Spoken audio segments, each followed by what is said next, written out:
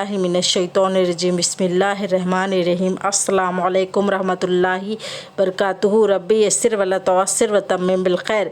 आज हम लेंगे सफ़र से मुताल्लिक़ इस्तिलाहात। अब हम नंबर 1 पर देखेंगे क्या है यहाँ पर। ड्राइवर को क्या कहते हैं? साइखुन यानी ड्राइवर के लिए कहा गया है। अब हम नंबर 2 पर देखेंगे क्या है यहाँ पर। टिकट के लिए क्या कहते हैं? टिकट के लिए कहते हैं तस्कीरतुन यानी टिकट के लिए कहा गया है। अब हम नंबर 3 पर देखेंगे क्या है।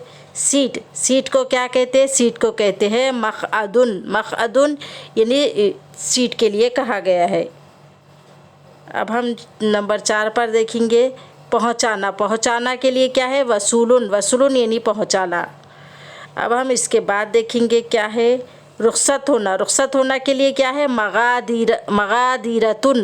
मग़ादिरतुन यानी रुख़सत होना। अब हम नीचे देखेंगे